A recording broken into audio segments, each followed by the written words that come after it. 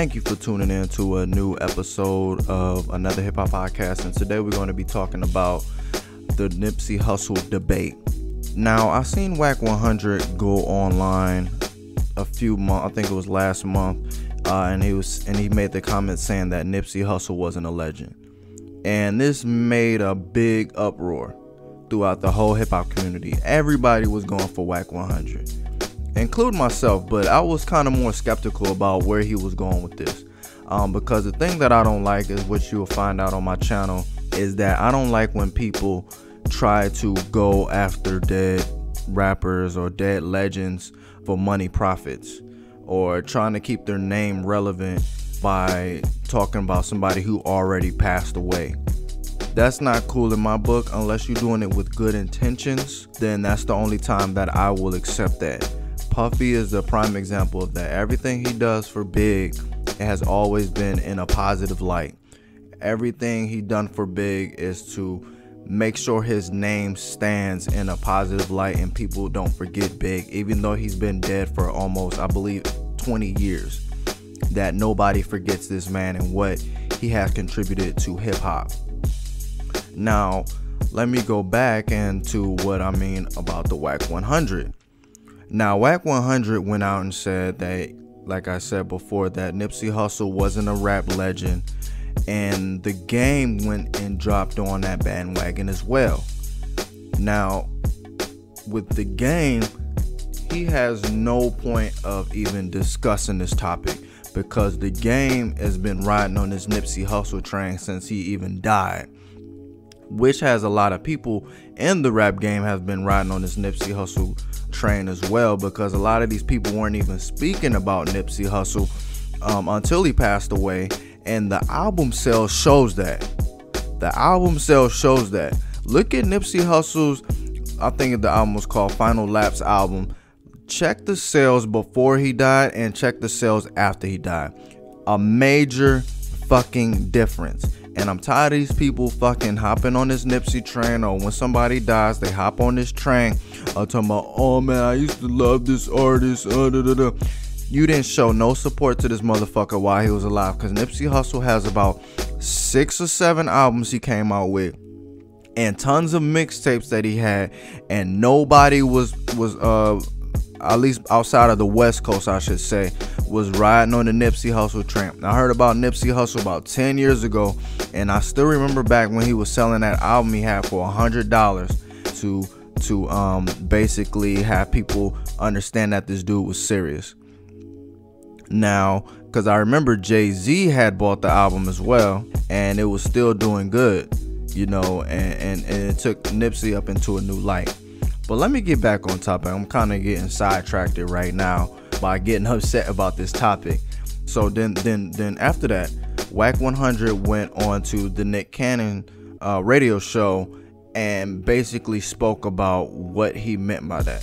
So basically what I got from this interview was that Wack 100 was saying that Nipsey Hussle is a legend, but he's not a legend in regards to music. Now repeat that again. Nipsey Hussle is a legend, but he's not a legend because of music. So this had me thinking, can you be a legend in hip hop beyond the music? And my answer is yes.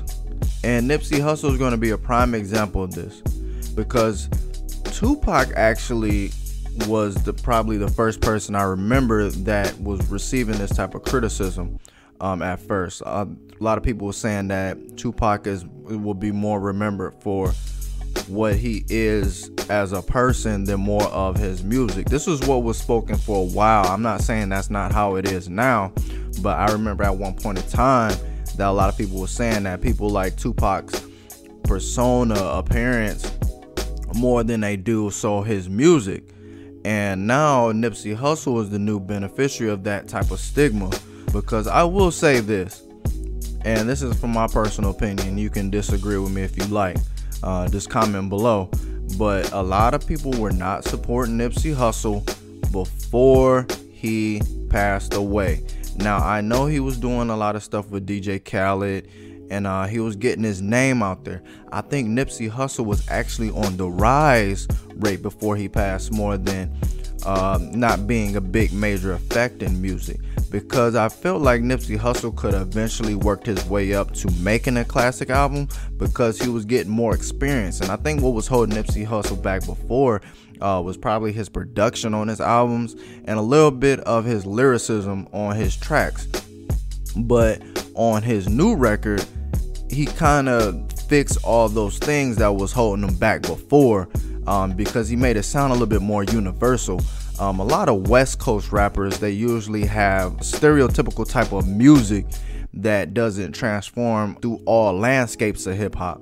And Nipsey Hussle, I felt, combated that on this album. His albums previously was really held into that regards of having that typical West Coast sound, but wasn't universal.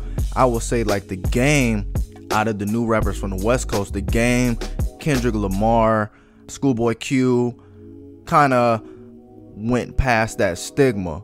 I know it's some other ones, but I'm not trying to think too hard right now because I'm not trying to make this long-winded. But these people have picked production that transpired the West Coast sound, which is a major thing, major accomplishment, I should say, as an artist.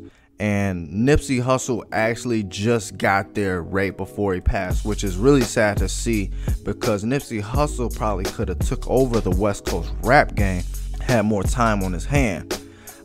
So can you be a legend without having a classic album? I believe so. I think it's more hip-hop more is about the impact that you leave now than what it was probably in Wack 100's time period. You get what I mean?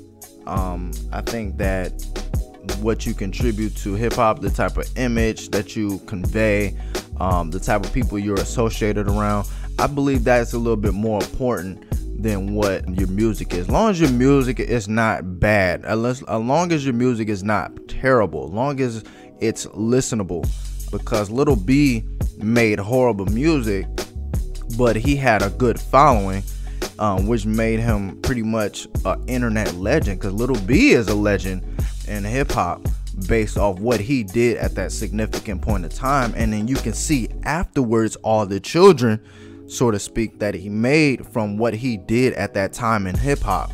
You see what I'm saying? Like, Lil B doesn't have legendary records. Nobody's going to be quoting Lil B records in like the Rock and Roll Hall of Fame. He will not be in that rap corner of the Rock and Roll Hall of Fame, so to speak. But us as consumers of hip-hop, as lovers of hip-hop, we understand the importance of Lil B and what he did to hip-hop at that time, because it changed the whole landscape. And what Nipsey Hussle did was that he was investing more in his community, more in the neighborhood, more into stocks and bonds, and more investment in money than he was with music at the time. I think he was sort of becoming a major figure in music right before his passing, but he wasn't the rock solid artist that we see him as now, as we're giving to him now since he passed away. And I believe that he would eventually got there based off this album, because this album was really good, and the movement that he was having with DJ Khaled, I think DJ Khaled would expose him a little bit to more people around the world. So I believe Nipsey Hussle was on the way there, but we don't know how it was sustained, you know, because there's a lot of artists, they get to that tier and then they can't take it to the next tier where they can ride it off to the sunset by themselves. You know, they can have people help them get there, but they can't take it to the next step. So we would never know what would have happened if Nipsey Hussle never passed away. But as of now, what he contributed to hip hop, he is a legend. Music wise, I'm going to have to agree with Wack 100, because there is no classic tracks that he released that will be heard 10-15 years from now, like Biggie's Juicy or Tupac's California Love or Dear Mama. There's no Nipsey Hussle tracks that will stand the test of time, but what he is as a person will stand the test of time, if that makes sense. So I kind of agree, I don't disagree. I don't like the way how he put it. He should have worded it in a better way with the conversation, but this is a conversation that we need to have in hip-hop as legends, because I think that word gets thrown around a little bit too easily nowadays. I think people need to start working on their craft a little bit more. Have at least about 6-7 albums deep, at least 5 to 6, 7 albums in that range of number of albums to know if a person deserves to be called a legend.